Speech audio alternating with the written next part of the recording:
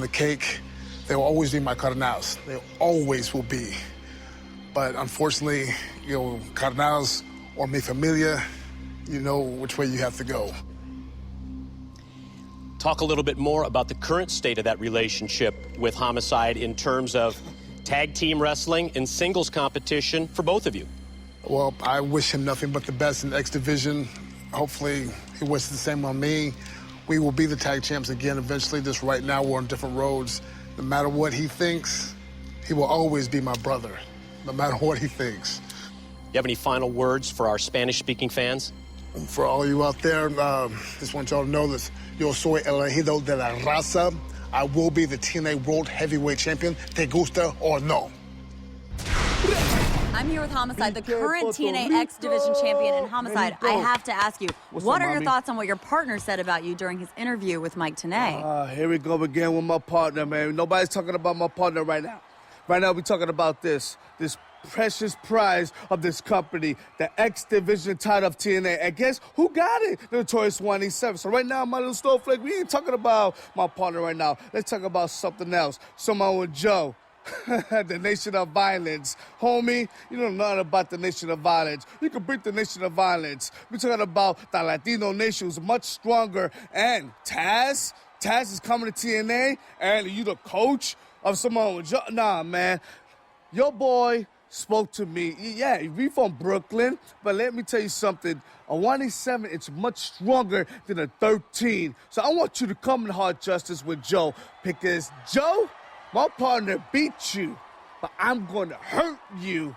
So if I was you, you better polish your boots or whatever you do in Samoa, because this island boy from Puerto Rico and also from Brooklyn is going to hurt you.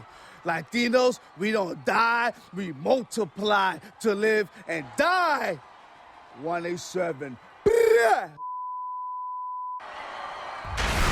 Match number 2 in the best-of-3 series is up next. Here comes Matt Morgan. Get ready for the Blueprint versus AJ Styles. If I wasn't a professional wrestler, what would I be doing? You know what? I think maybe I'd be a cop, because I watch a lot of cops on TV, and I'd really like to run down those guys who seem to be able to run a lot faster than our cops. I did play a lot of high school sports. I played football, and I done collegiate wrestling. In football, I was outside linebacker, fullback, and tailback, and then wrestled 152 my freshman and sophomore year, and 160 my junior and senior year. Top 5 video game classics, or, not exactly classics, some are still great. First one's got to be Mario Brothers, Super Mario Brothers 2. I got that for Christmas. Oh, unbelievable. Castlevania, there's another great game. This is so hard, man.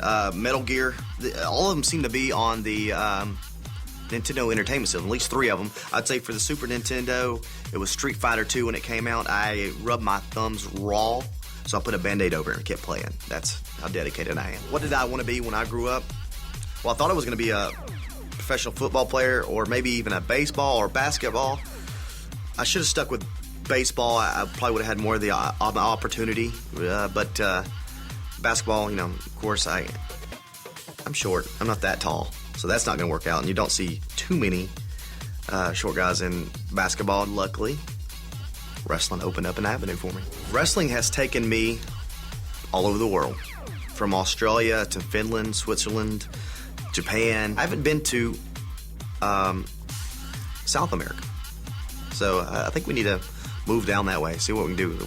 I don't know, go to Chile or Argentina. If they can get away from their soccer long enough, we can maybe have a wrestling show. The most important thing to me in life is there's 3 things that I have in order. God first, family second, then the job finally comes in. The reason why I'm at TNA is because I put God first.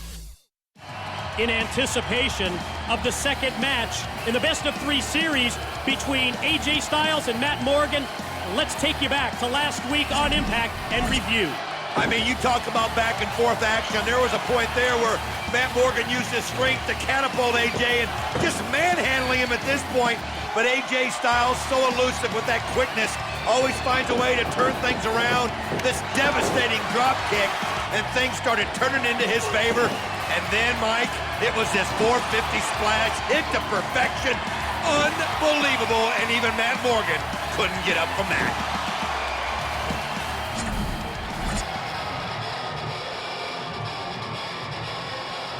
Ladies and gentlemen, the next contest on TNA Impact is match number 2 in the best-of-3 series. It is scheduled for one fall. Introducing first from Fairfield, Connecticut, the Blueprint, Matt Morgan. When it comes to a must-win, pressure-packed situation, it's all on the shoulders of the Blueprint.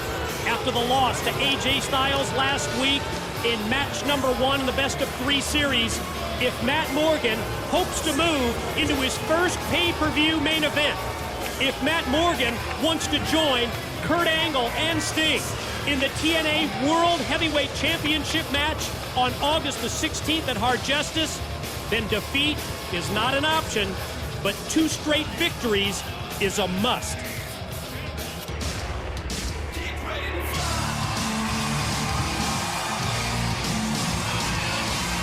His opponent from Gainesville, Georgia, the phenomenal AJ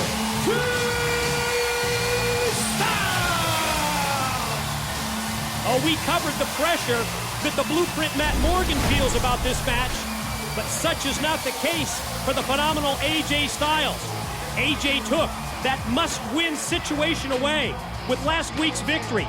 Now, the only Grand Slam champion in TNA's history needs just one win in the next 2 matches to see his name alongside Kurt Angle and the Icon Sting on the marquee at Hard Justice. Mike, I look at this as a must-win situation for AJ Styles. The last thing he wants is for Matt Morgan to gain momentum, for Matt Morgan to get on a roll. And let me tell you, I was talking with Matt Morgan a lot about this. I mean, he considers himself the thinking man's wrestler. And he told me, he says he got beaten mentally. That's what happened to him by AJ Styles. He has rewatched that match over 100 times, picking out every little detail of what he did wrong. He said he is so prepared that he's never been more ready for a matchup than he is right here tonight to try to get this first victory in this best-of-3 series. If you recall from last week, we talked about the inherent advantages for both Morgan and Styles.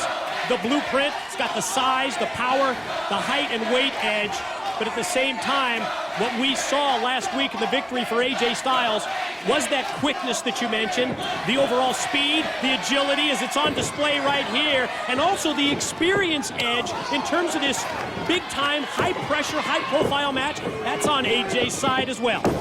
Boy, he just was trying to rely too much on his strength, that great advantage that he has, and he forgot to look at the strengths that AJ Styles has. You can see AJ realizes that going right for the leg right from the start. I mean, that's one way you bring Matt Morgan down, but look at that, the extension that Matt Morgan gets with those long legs. Oh, and as soon as AJ gets back up to his feet, he is decked again with another clothesline, and you see the reaction of AJ Styles to that clothesline right into the chest and right into the throat, to the windpipe area, and it has dazed him. It's totally taken him out of his game. Matt Morgan a few months ago might have lost his focus, but you can see tonight he's totally focused, and here goes those elbow pads. Once they come off, those elbows go right to the head, and look at those shots, one right after another. Yeah, from the right, from the left. We talked about AJ being dazed before that, and he is in trouble right here as Morgan takes his 300-pound frame, squashes him in the corner, almost dares him to get back to his feet, and when he doesn't, he pulls him up and sets for a side slam, and instead of the slam, he just dumps him down. And, well, I mean, to be down 0-1 in a best-of-3 series, this guy's showing a lot of cockiness and a lot of confidence. It may look a little nonchalant to the untrained eye, but what it is here, it's just his way of getting into AJ's head to let him know that he's not going to be intimidated. He does what he wants to do, and AJ Styles is in no man's land here. And look at this. Whoa! All the way across the ring. Wow, the fall-away slam combined with the impact of Morgan tossing him overhead, and AJ lands on his lower back, right on his tailbone that time, and you can see that the Blueprint is right on him. Maybe not so cocky and so nonchalant now. And again, trying to take his wind away, putting his throat right across that top steel cable.